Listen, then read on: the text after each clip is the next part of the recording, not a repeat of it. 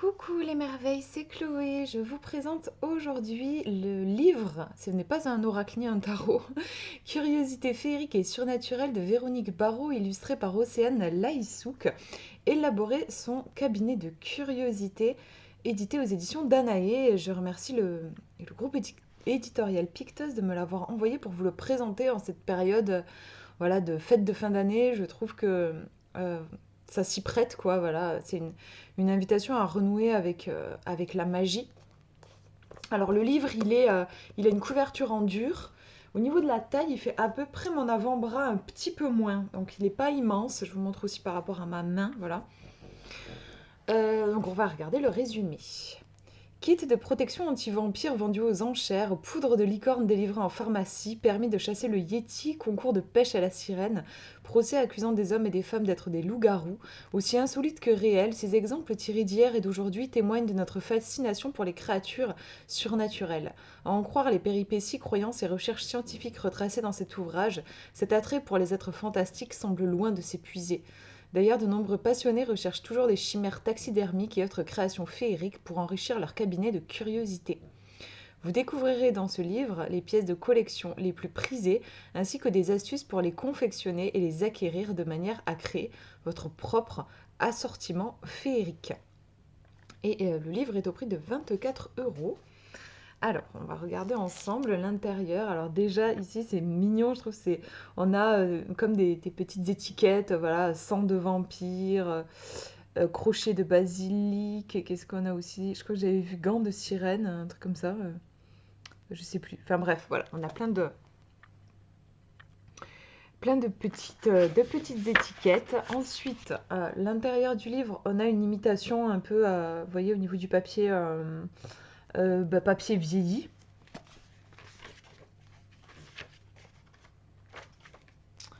Alors, le sommaire. En fait, vous avez une présentation de toutes ces créatures fantastiques et il y a notamment des anecdotes, des faits parfois, enfin voilà, des histoires, oui voilà, des histoires. Il y a autant des légendes sur les créatures que aussi des histoires de gens qui disent avoir trouvé le squelette d'une sirène, enfin voilà, des trucs comme ça. Donc vous voyez, on retrouve le basilic, le changelin, le djinn, je sais pas trop comment ça se prononce, le dragon, elfe, fantôme, fée, feu follet, géant, griffon, oula, Hul- du folk, je connais pas. Vous voyez, il y a certains qui sont très connus, genre la licorne, le loup-garou, le dragon, voilà, tout le monde connaît, la sirène aussi, mais il y en a qui sont moins connus. Donc au début, on a un préambule, vous voyez, c'est un joli livre. Alors moi j'ai le tampon service presse, faut l'oublier. C'est un joli livre avec des illustrations, voilà, qu'on va retrouver. Voilà, c'est vraiment, je trouve, un beau livre.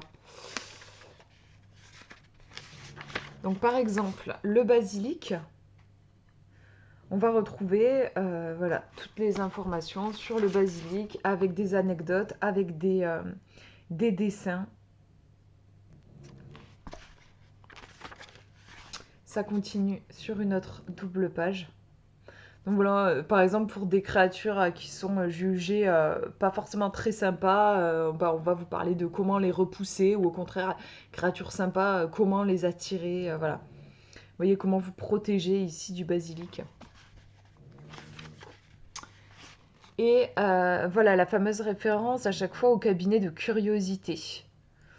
Euh, donc là, on n'est plus dans la légende, mais dans enfin voilà, des humains qui s'approprient les légendes et qui en font ce fameux cabinet de curiosité. Je vais vous en montrer, par exemple, on va partir sur le dragon et vouivre.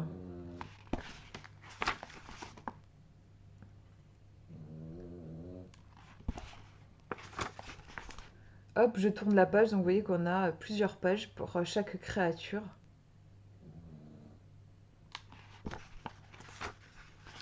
Je tourne la page et on continue encore sur le dragon. comment vous comporter face à un dragon, que faire si vous trouvez un œuf de dragon. J'aime bien à chaque fois les détails comme ça à la fin. Cabinet de curiosité, voilà, d'un baron français. Et vous voyez, on a un petit ici comment créer le vôtre. Alors ça, je l'ai pas lu, hein, je vous avoue, je découvre avec vous. Des squelettes de dragons réalistes sont disponibles à la vente sur internet. Vous pouvez reproduire la draconite du musée à partir d'une boule d'argile. Ouais, c'est sympa, hein. On vous donne des petites astuces pour créer votre propre cabinet de curiosité. Voilà, si vous le souhaitez. Ça, je trouve que c'est vraiment sympa.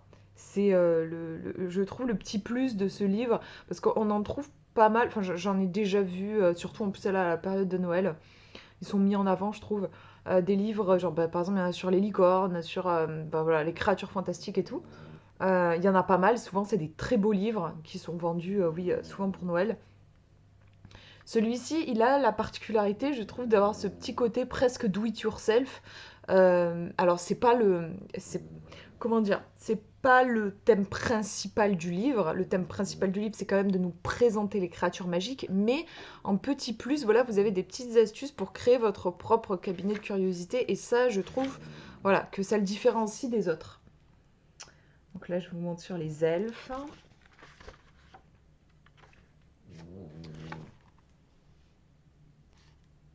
Voilà. Bon, du coup, je pense que je vais vous laisser aussi la surprise, hein, mais alors il y a la licorne, la licorne, la licorne. Je vous laisse la surprise, je vais pas tout vous montrer, mais voilà, en gros, on a des anecdotes, on a des références aux légendes, on a des propositions pour, vous voyez par exemple, où trouver une licorne, fêter la journée de la licorne, voilà. Et à la fin, pour chaque créature, toujours cette référence au cabinet de curiosité.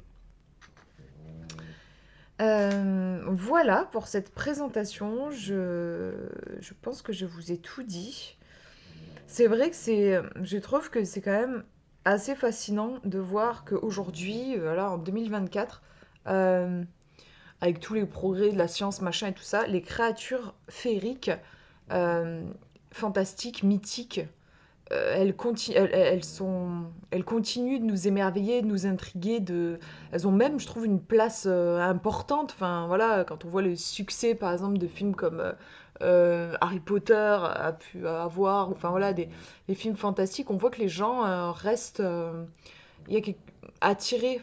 Il y a quelque chose qui ne meurt pas, en fait, qui perdure malgré voilà, cette science qui aujourd'hui est un peu, on est à l'ère de la science, quoi. C'est genre, si c'est prouvé scientifiquement, ça veut dire que c'est vrai. Si c'est pas prouvé scientifiquement, ça veut dire que ce n'est pas vrai.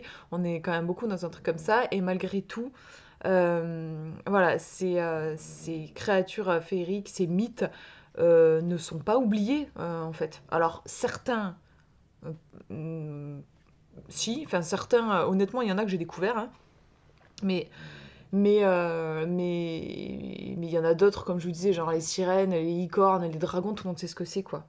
C'est quand même magique, je trouve. Voilà, que ça ne se perde pas et qu'on conserve toujours cet attrait. Euh, et je trouve qu'il y a, de toute façon, il y a une puissance hyper symbolique dans chacune de ces créatures, hein. Le phénix pour le côté se régénérer, la licorne pour la pureté et la guérison, la sirène, on peut y voir plein de choses dans la sirène, mais bon, il y a le côté tentateur, dangereux, mais il y a aussi le côté peut-être la puissance des émotions qui peut faire peur aussi. Enfin voilà, c'est des créatures d'ailleurs qui sont pas mal déclinées dans des oracles ou des tarots et je trouve que c'est hyper riche, voilà, c'est super intéressant. Donc si vous aimez ce genre d'univers et que vous avez envie d'avoir un beau livre sur ces thèmes et pourquoi pas créer votre propre cabinet de curiosité, ben voilà, c'est un bouquin qui peut-être pourra vous intéresser. Voilà pour cette présentation, j'espère que ça vous aura inspiré. Je vous fais de gros gros bisous, prenez bien soin de vous.